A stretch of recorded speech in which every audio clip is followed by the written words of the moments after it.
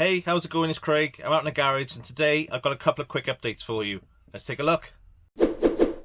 Okay, so first update is a massive thank you to and congratulations to Grus Newton. So Grus Newton won Gaming YouTuber of the Month last month on Gaming Off the Grid's channel. It's YouTuber of the month. Every month there's 5 people nominated for Gaming YouTuber of the Month. The winner goes on to select their 5 YouTubers that they select that they think is worthwhile of being nominated and going forward to win it. And I've been selected as one of those. So thank you, Grus, for that. It's a massive pleasure. I'm absolutely not in this to win it at all. I'm up against 4 of the great guys, and if I got a couple of votes for me, then even better. But I'm honestly not in it to win it. I've only been gaming YouTubing for about 8 months now.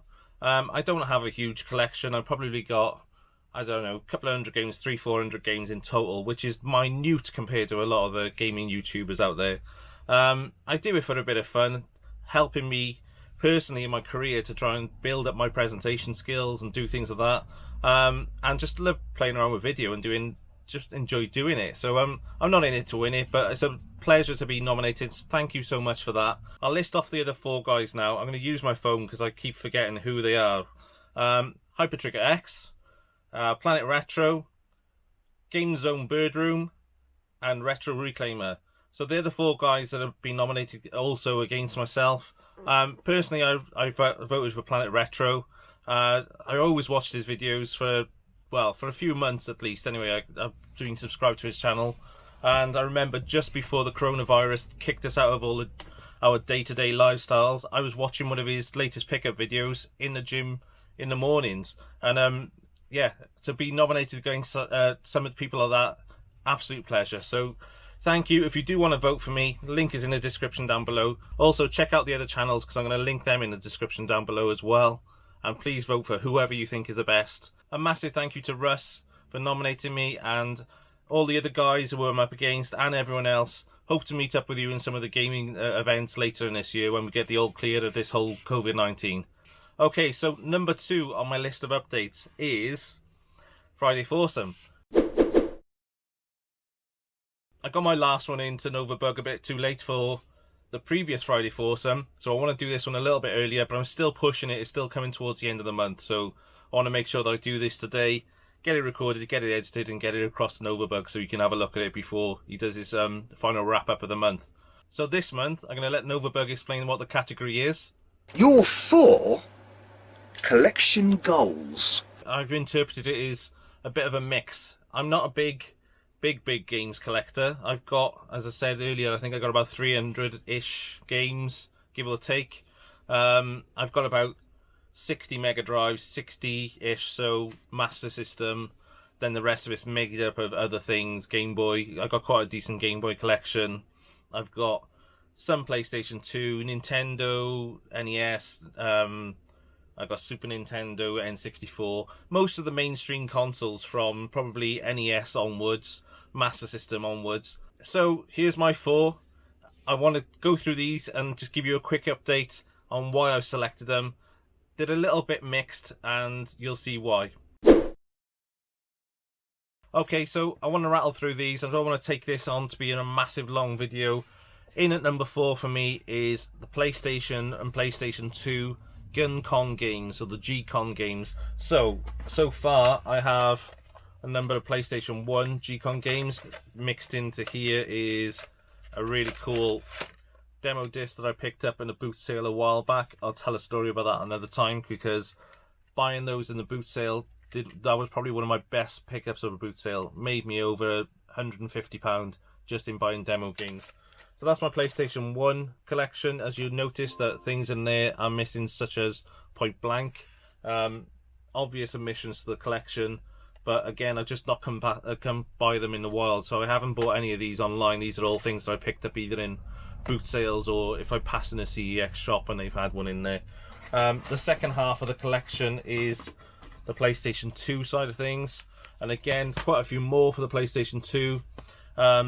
I haven't even played some of these. I picked them up and just put them on the shelf with the intention of picking them up and playing them at some time, but I've not set it up on the CRT lately, so I've not played on them. I don't think I'm too far away from a full collection across the whole GCON system. So I wouldn't mind completing that. I've got a list on my phone of the ones I'm missing. But I wouldn't mind completing that one and then having a look at other systems with Lightgun Games. I've got the CRTs, as I said, and I love having a go on the Lightgun Games. I do want to build a bigger Lightgun system out here at some point.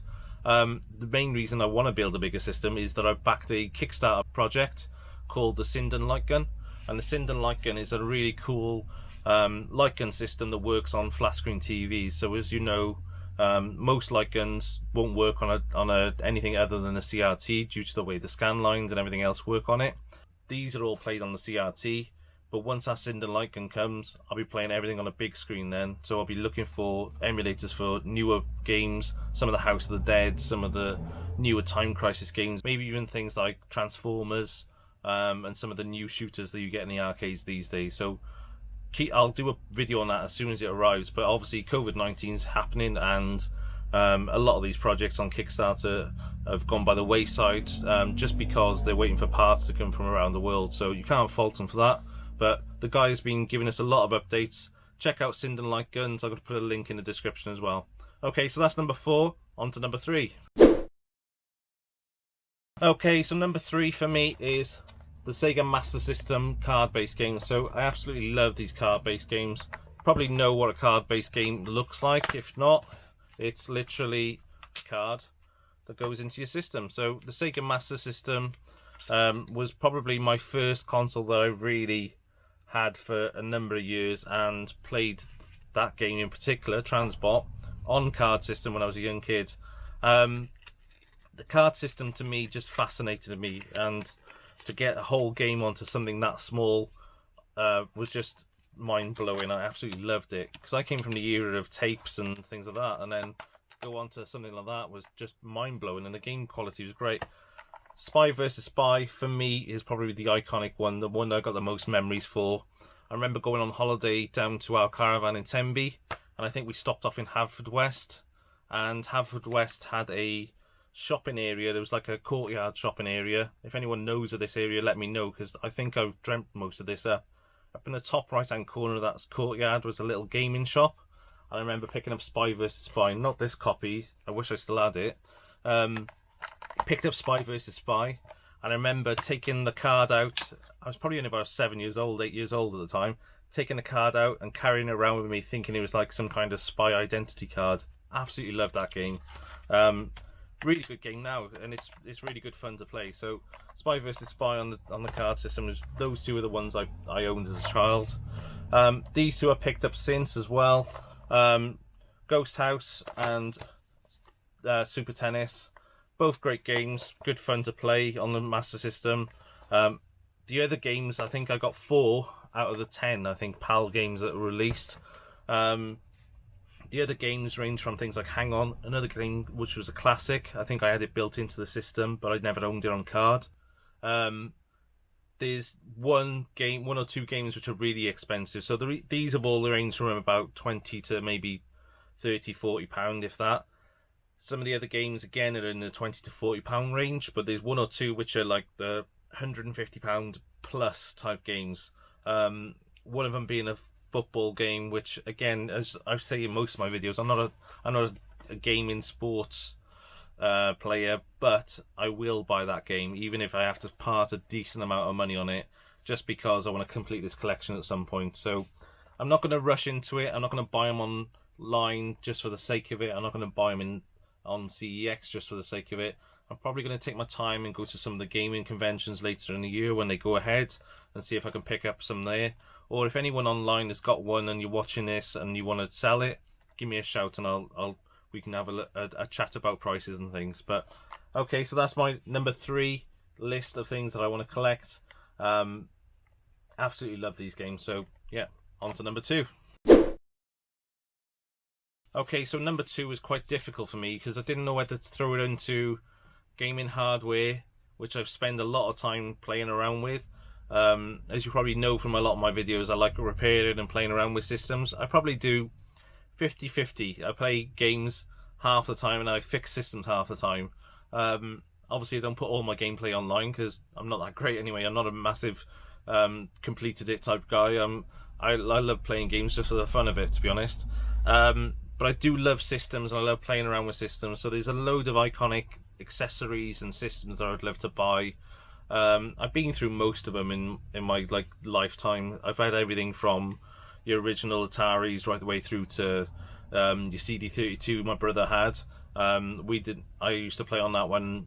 Obviously, you're allowed to as a kid, but a lot of them we sold on to buy another system later on. So I would love to get some of the accessories. So my number 2, I'd say, and it's not a super expensive piece of kit, probably about £80-90 imported at the moment, so in complete in box, is the Nintendo Power Glove. I don't know why I've always obsessed with this thing, but I remember seeing it on The Wizard, the film, and I remember seeing it in magazines and everywhere else, and it just looks so iconic, and I just love the way the Power Glove looks. It's meant to be a crap piece of kit. It's not meant to be a very good piece to play with, but it just looks that iconic piece, and I'd love to have it as a display piece in here. Even if I bought it boxed, I don't think I'd have it boxed. I'd have it out on display. I'd love to have it boxed just so I can have the box on the shelf with everything else, but I'd love to have the Power Glove on some kind of mannequin type arm on a shelf or on display in here. So that's my number 2. Very mild, as I say, it's about £80-90, not super expensive, but again, it's one of those things I don't want to rush into, because if I buy it, then I'll never want it again, will I? I'll have it and it'll just sit in the corner, probably gathering dust. But there we go, and on to number 1. Okay, so number 1 for me was a bit of a throw up to which system I would go for, and I've got 2 arcade systems out here, 2 jam-up cabinets, which need a lot of love and care on them. So I'm going to have to buy some new buttons and things for those. I need to recap the monitors, which I've got the cap kits, but I've just not had time to do it. I've got 2 more arcades in the house. I've got an Astro Fighter upright, which is a stunning, beautiful looking cabinet. Plays a 60-in-1 board, which I know a lot of people frown on, but it makes that game system in my house a lot more playable for the family.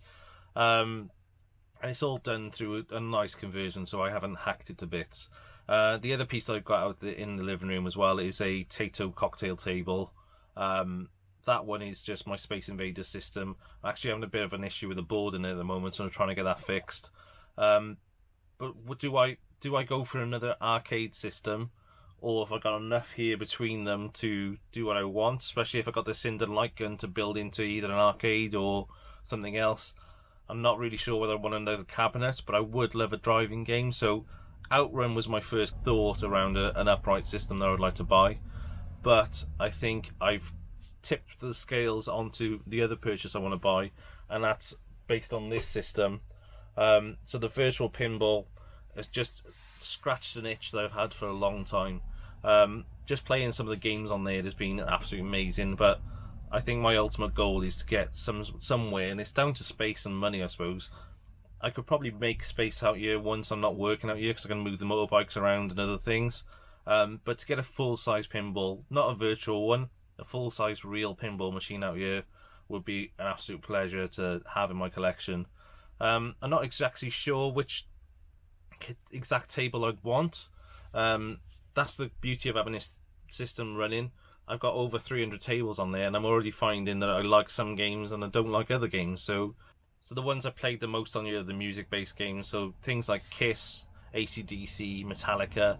I think they've just got a lot of time spent on them. So I think if you were a band in the 90s and things like that, especially a big rock band, then Stern and the pinball companies were putting a lot of money into building those systems for them, and they really show the quality on those games is really good. The other games, which are obvious choices, which I would love to have, is your Addams Family, and there's still one down in Barry Island which I'd love to play on whenever I go down there. And it's your Fish Tales. Remember Fish Tales? I don't know if you're into pinballs. This one I remember just had the almost like a Billy Bass fish on the top that rattled around when you were playing the game, as like some kind of topper to the system. Those two are pretty iconic in my memory, just because I remember playing them as a kid. But I'd be totally open to which kind of pinball I'd buy. So a pinball would be a nice addition to my collection. I don't know where I'd fit it, but maybe one day. Let's see if we can squeeze one in somewhere. I'm sure there'll be a way. Cool. Thank you very much, guys. thanks for watching. I know this is a bit of a quick update video. Hopefully it's been of interest to you. Thank you again to Gruss Newton for the nomination on YouTuber of the Month. Check out those other channels I mentioned. Again, all the links are down below. If you want to vote, obviously click on the link to the Gaming Off the Grid video, which again, I'll tell you how to vote in the comments down below. Go across. If you want to vote for me, spot on. If you want to vote for one of the other guys, absolutely no worries. Cool. Catch you soon.